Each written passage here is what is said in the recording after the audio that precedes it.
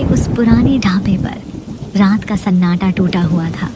सिर्फ चाय की केतली की सीटी और बारिश की टप टप से बिजली दूर आकाश को चीरते हुए चमकती, और उसके साथ गांव वालों के चेहरों पर अजीब सा डर उभर आता, क्योंकि सबको मालूम था उस जंगल से चीखें आती हैं और उन चीखों में कोई जिंदा इंसान नहीं, बल्कि मरे हुए की आत्मा पुकारती है। अरे भाइयों, तुम सबने सुना ना, पिछली रात फिर से जंगल से बच्चे की रोने की आवाज आई थी।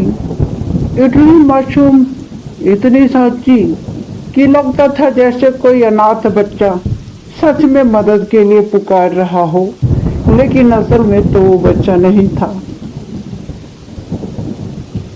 अरे हाँ, लेकिन जब मोहन उस आवाज की पीछा करते हुए गया था ना जंगल में, तो वह सुबह तक नहीं लौटा। उसके परिवार ने उसकी लाश देखी थी और उसका देह पूरा नीला पड़ गया था, और मानो ऐसा लग रहा था ना कि किसी ने उसका खून चूस लिया हो। भाई, मेरा तो सच में बता रही हूँ, मेरा तो सिर चकराए जा रहा था, और उस रात तो मैं सोई भी नहीं थी।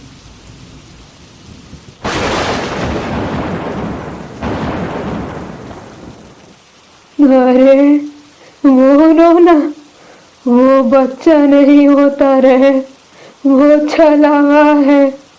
कभी औरत बनकर पुकारता है तो कभी बूढ़ा बनके, कभी परी की मीठी आवाज में फुसलाता है, और जो भी उस आवाज के पीछे गया वो कभी लौट कर नहीं आया।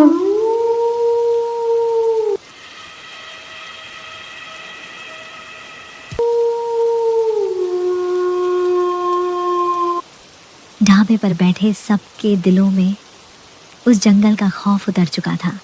बाहर मूसलाधार बारिश हो रही थी। पेड़ों की परछाइयां जमीन पर ऐसे फैल रही थी जैसे कोई विशालकाय हाथ किसी को पकड़कर निगल जाने के लिए बढ़ रहा हो। चांद बादलों से निकल छिप रहा था, और हर बार जब बादल हटते उसकी फीकी चांदनी उन पेड़ों को और भी भयानक बना देती। कहीं दूर उल्लू की हूहू गूंज रही थी, और हवाओं में गीली मिट्टी और सड़ाक की मिली जुली गंध सांसों को भारी कर रही थी।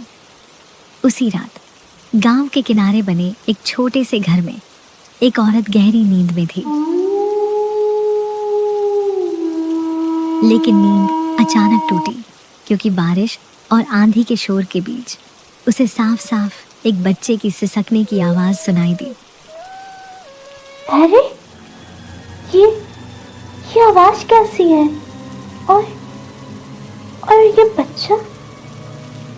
इतनी रात गए कौन बच्चा जंगल में रो रहा है? अरे क्या बात हो सकती है? उसकी धड़कनें तेज हो गई। आवाज अब और करीब आ रही थी, मानो कोई मासूम बच्चा कह रहा हो, माँ मुझे बचा लो, माँ।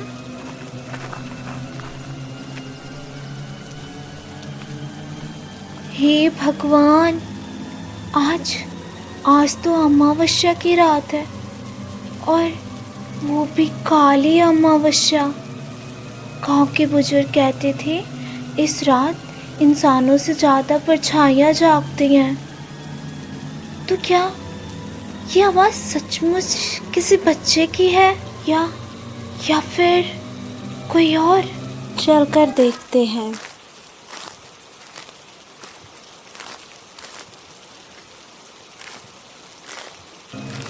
बारिश की बूंदें उसके चेहरे पर चाकू की तरह चुभ रही थी। जंगल के रास्ते पर पानी भर गया था।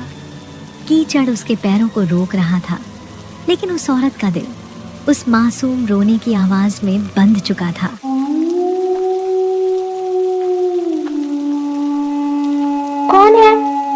कौन है वहाँ? बच्चे, कहाँ हो तुम?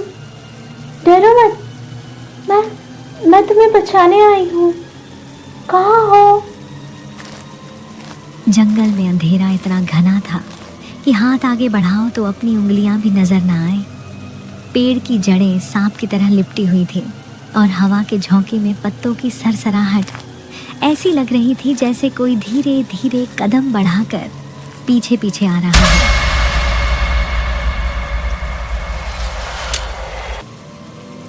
और तभी चांद की एक किरण अंधेरे को चीर कर गिरी और वहां उस गीली मिट्टी पर एक छोटी सी बच्ची बैठी हुई दिखाई दी। उसकी आंखों से आंसू बह रहे थे, उसके कपड़े पूरी तरह भीगे हुए थे और उसकी मासूम सिसकियां सुनकर कोई भी पिघल जाए। हे भगवान, ये तो सचमुच एक मासूम बच्ची है। और कौन छोड़ गया इसे इस डरावने जंगल में? दया नहीं आई किसी को? वो औरत उस मासूम बच्ची को अब तेज बारिश में घर की ओर दौड़ पड़ी। उसे जरा भी अंदाजा नहीं था कि उसकी गोद में जो बच्चा है वो मासूम नहीं बल्कि वही छलावा है जिसका खौफ पूरे गांव को था। बारिश थम चुकी थी पर उस औरत की किस्मत का तूफान अब शुरू होने वाला था। वो मासूम बच्ची जो भीगी हुई कांप रही थी अब उसकी गोद में सुरक्षित थी।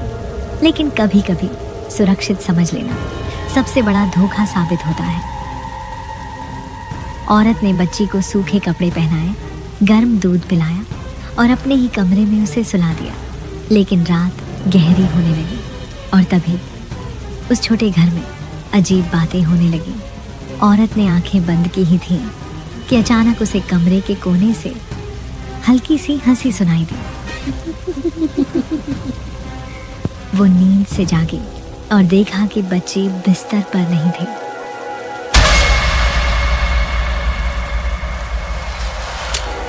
उसकी नजर खिड़की पर पड़ी। वहां बच्ची खड़ी थी। खिड़की से आती चांदनी उसके चेहरे पर पड़ रही थी पर उसके चेहरे पर कोई मासूमियत नहीं थी बल्कि एक सर्द और अजीब मुस्कान थी जो खून जमा दे। नींद तो सिर्फ इंसान को आती है, लेकिन मैं तो इंसान नहीं हूँ। हाँ?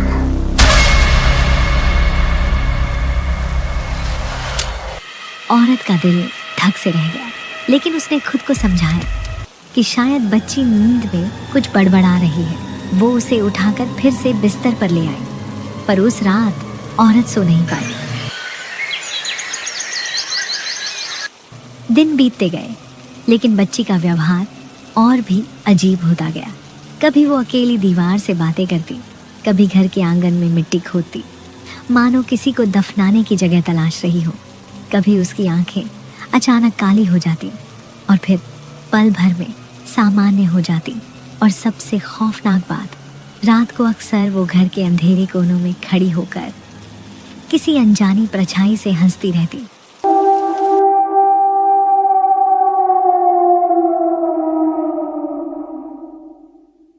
ओह, कितनी अजीब खामोशी छाई है और कितनी अजीब सिरन है ये।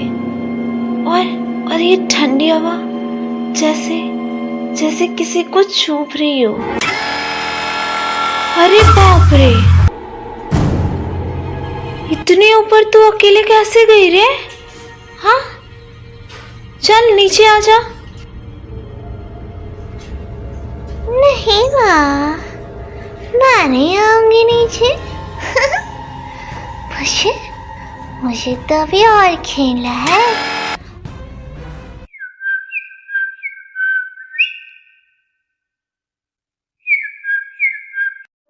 देख बिटिया, मैं तुझे साफ साफ बता दे रही हूँ, ये बच्ची जो तू अपने घर लाई है ना, ये वैसी मासूम नहीं है जैसी वो दिखती है।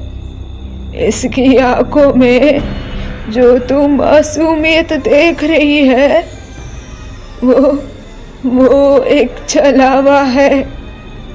असल में तो वो बहुत पुरानी और बहुत ही खतरनाक आत्मा है और ये तुझे धीरे धीरे खा जाएगी, तेरी सांसें खींच लेगी।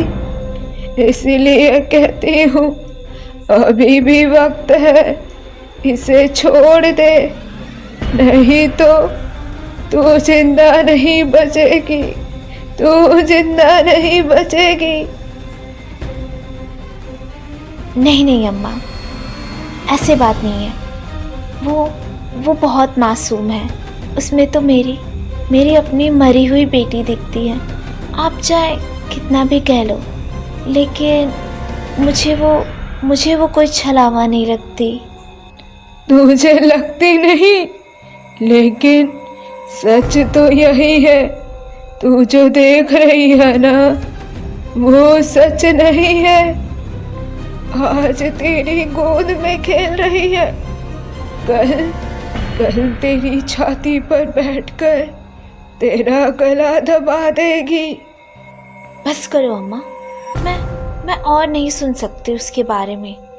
ये दादी अम्मा भी ना सिठिया गई हैं। हाँ नहीं तो मेरी मासूम बच्ची के बारे में ऐसी बातें बोलती हैं। अरे बाप रे, ये क्या देख रही हूँ मैं?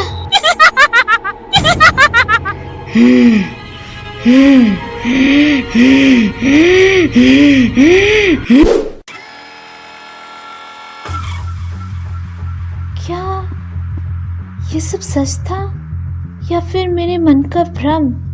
नहीं, शायद थकावट की वजह से मुझे ये सब दिखाई दे रहा। अरे बहन, मेरी मदद करो ना, मैं बहुत परेशान हूँ। इतनी रात को मुझे कोई बाहर नहीं दिखा, सिर्फ तुम देखी हो। प्लीज़ बहन, चलो ना मेरे साथ। मेरी माँ बहुत बीमार है, प्लीज़ मेरी मदद कर दो। ठीक है, चलो।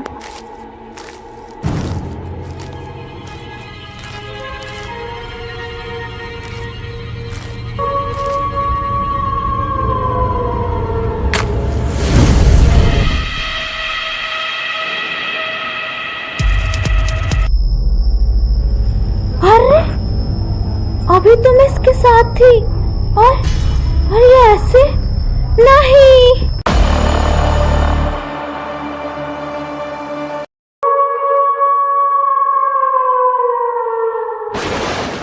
एक शाम जब बाहर फिर से बरसात शुरू हुई और आकाश बिजली से गूंज रहा था, औरत ने बच्ची को कमरे में अकेला छोड़ दिया और रसोई में चली गई। लेकिन तभी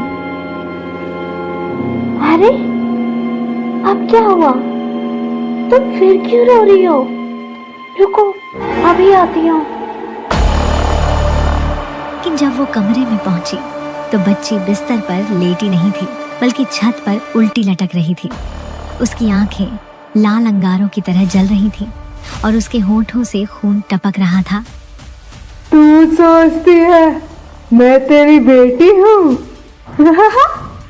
नहीं, मैं वो हूँ जिसे तुम ढूंढने जंगल आई थी।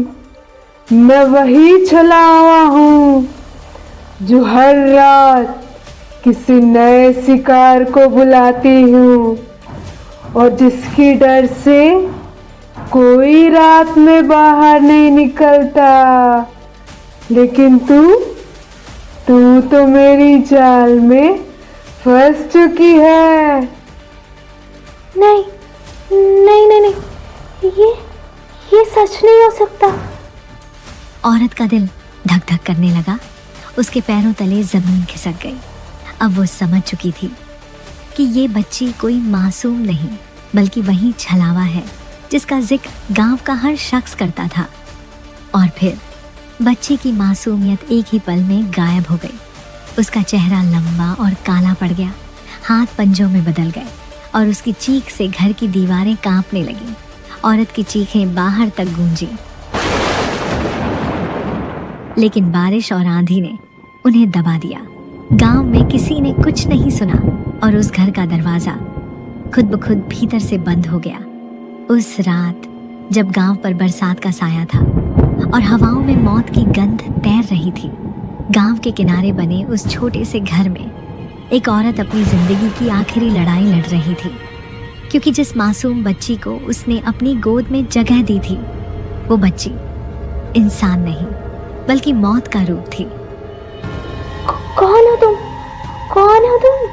मैंने तुम्हें बचाया और तुम्हें घर दिया और तुम्हें अपनी बेटी की तरह समझा और बड़े बड़े सपने सजाए थे कि मेरी गोद सोनी है और तुम मेरी गोद को भर दोगी और मैं तुम्हें अपनी दुनिया बनाऊंगी। लेकिन तुम तो मेरी ही जान लेने आई हो।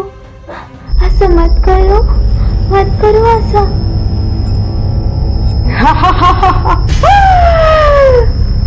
मैं वही हूँ जो हर रात इस गांव से अपना शिकार ढूंढती हूँ। मैं किसी एक रूप में नहीं बनी, कभी किसी बच्चे के रूप में रोती हूँ, कभी औरत की तरह पुकारती हूँ और कभी बूढ़े की तरह कराहती हूँ और मूर्ख इंसान मेरे पीछे चले आते हैं और फिर मैं उन्हें हमेशा के लिए खत्म कर देती हूँ।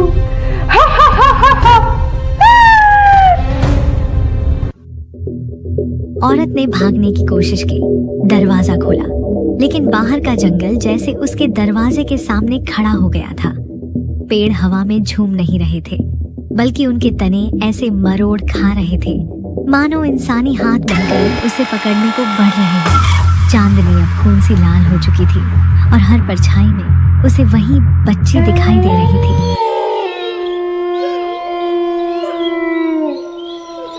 सुनो, ये किसी औरत की चीख लग रही है। देखो ना, उस घर से आ रही है। अरे नहीं बहन, ये चीख इंसान की नहीं है, ये तो जंगल का छलावा है। उस दिन याद है जो बुढ़िया काकी बता रही थी ना, ढाबे वाले दिन, याद है तुझे? ये वही वाली छलावा है और शायद किसी को निगल रही है। हाँ, मैंने कहा था ना, उस जंगल से आई चीख कभी घर नहीं लानी चाहिए। वो हमारी नहीं, वो परलोक की होती है। लेकिन जिस बात का डर था वही हुआ आखिर। आज फिर इस गांव में किसी ने चीख को अपने घर ला दिया और अपने जीवन को अपने हाथों से ही बिगाड़ कर रख दिया।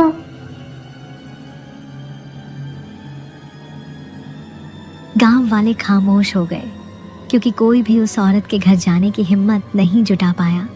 सब जानते थे जो अंदर गया वो कभी लौट कर नहीं आया। तुम मुझे मारना चाहती हो, ठीक है, लेकिन क्यों? मैंने क्या बिगाड़ा है तुम्हारा? हाँ, मैंने तुम्हारी मदद की थी, तुम्हें अपनी बेटी की तरह संभाला, फिर क्यों कर रही हो ऐसा? हाँ? तुमने मेरी मदद की थी, लेकिन छलावे की दुनिया में मदद का मतलब होता है बंधन। अब तुम्हारी रूह मेरी कैद में रहेगी, तुम भी मेरी तरह एक आवाज बन जाओगी। मैंने कब कहा कि तुमने मुझे बेटी समझा? तो मैं तुम्हारी सहायता नहीं करूंगी, मैं तो तुम्हारी सहायता कर रही हूँ ना। तुम्हें मैं अपनी तरह बनाने जा रही हूँ।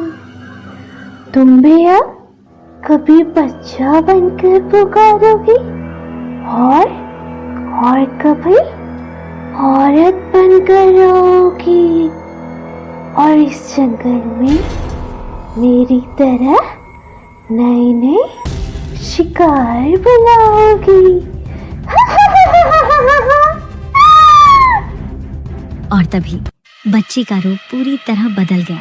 उसका चेहरा लंबा, हड्डियों से निकला हुआ, आंखें जलते अंगारों की तरह और उसके बाल हवा में सांपों की तरह लहरा रहे थे। उसने औरत की गर्दन पकड़ी और उसकी चीख पूरे जंगल में गूंज उठी। बरसात रुक गई, हवा थम गई और गांव खामोश हो गया।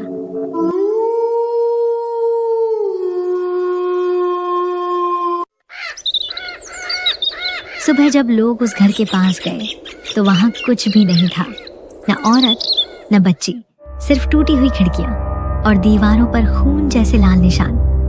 गांव वालों ने उस घर को छोड़ दिया और जंगल का नाम लेते ही कांपने लगे, क्योंकि सबको मालूम था अब उस जंगल में सिर्फ एक नहीं, 2 आवाजें गूंजती हैं, कभी बच्चे की मासूम पुकार और कभी औरत की दर्द भरी चीख। और जो भी उन आवाजों के पीछे जाता है वो कभी लौट कर नहीं आता।